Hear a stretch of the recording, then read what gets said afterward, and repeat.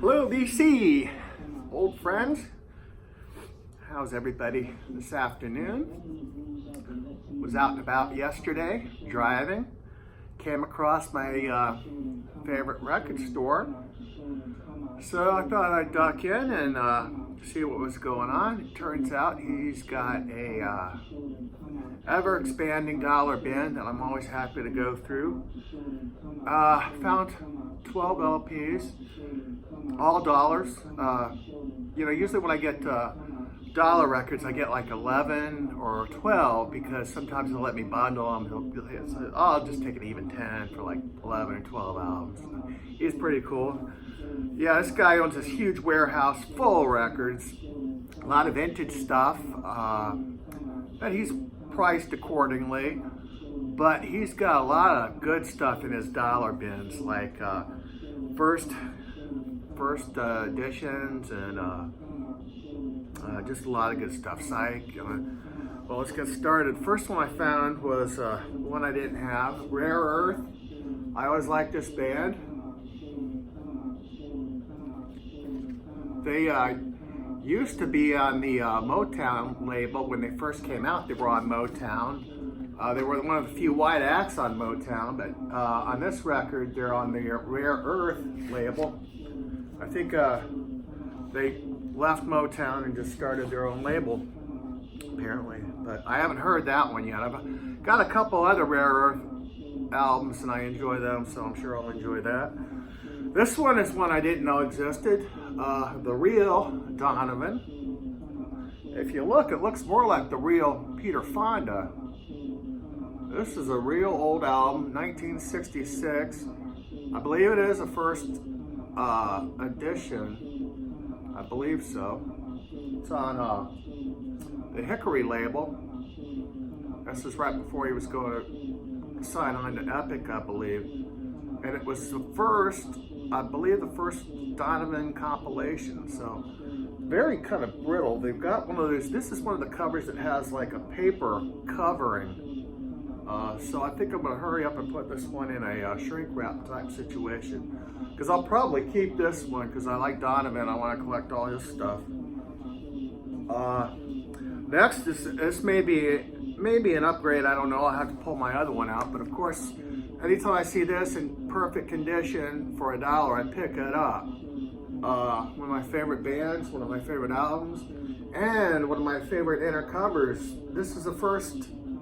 I believe this is the first Yes album that they used Roger Dean. Yeah, I believe it is. Great artwork. The back cover with all the members of the band, including Eddie Offord, I believe his name is, who was the producer.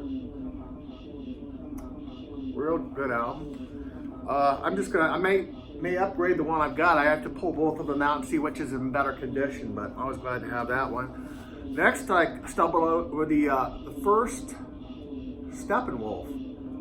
This is pretty cool. It's got like a mirror-like cover, and I believe this is the first pressing also. This has got a lot of their good songs on it. It's on Downhill. This has got Born to Be Wild, Hoochie Coochie Man, The Pusher.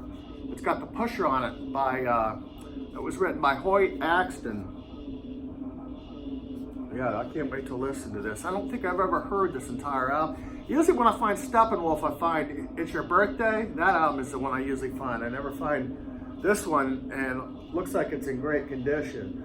Incidentally, I have heard the real Donovan, and the real Donovan album plays great. Nothing that it's like it never was played. So yeah, that was a great pickup for $1.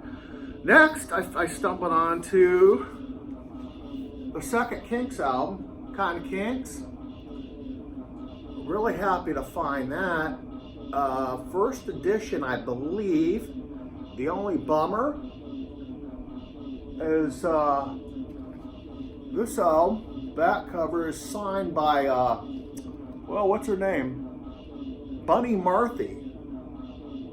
autographed by Buddy Murphy, who, if memory serves me correctly, played skin flute in the Kinks. I could be wrong about that,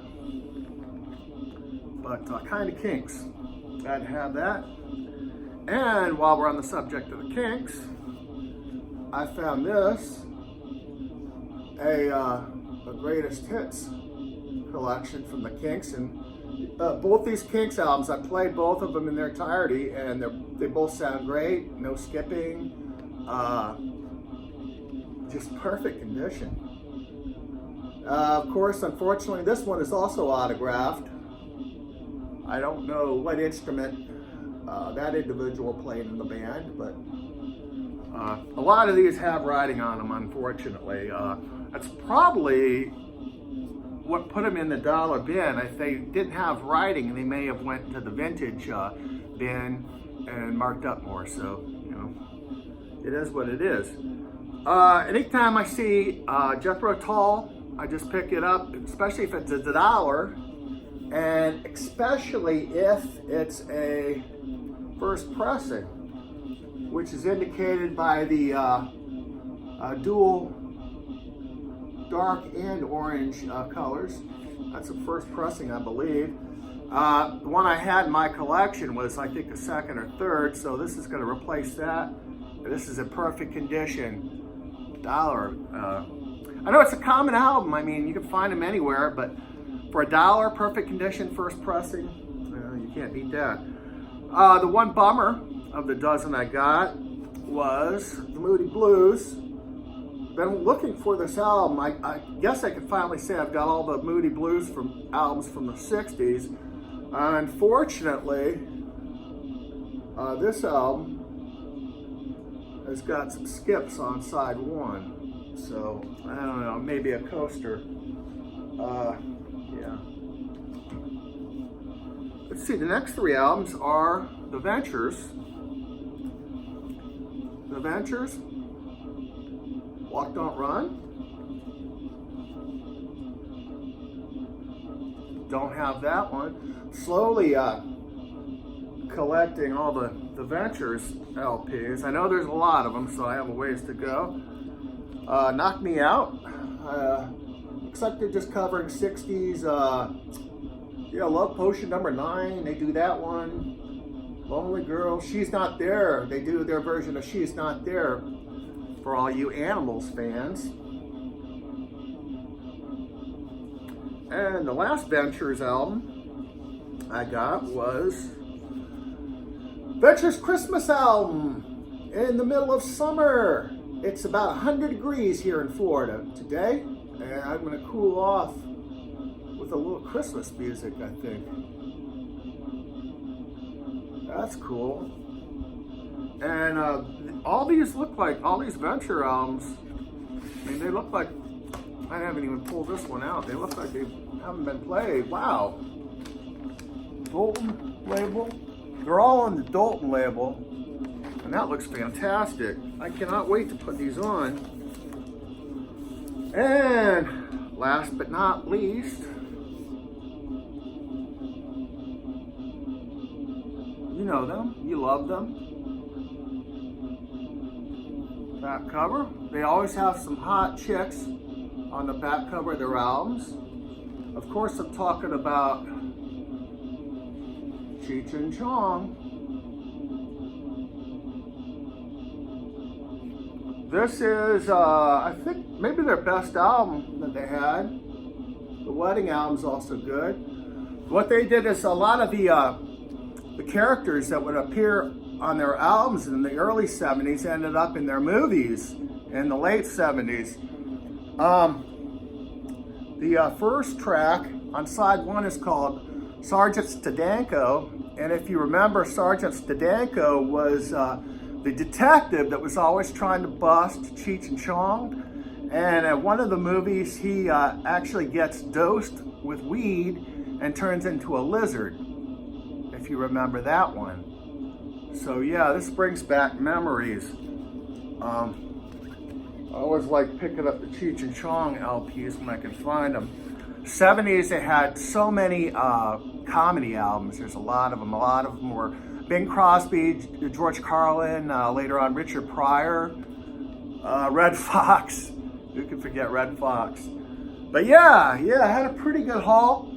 I spent $10 and found 12 great albums, and I had a pretty good time rummaging around, taking a little bit of time off from work. That's why I like driving. I'm always around, going in someplace cool, whether it's an antique store, a record store, or a god-awful Goodwill store.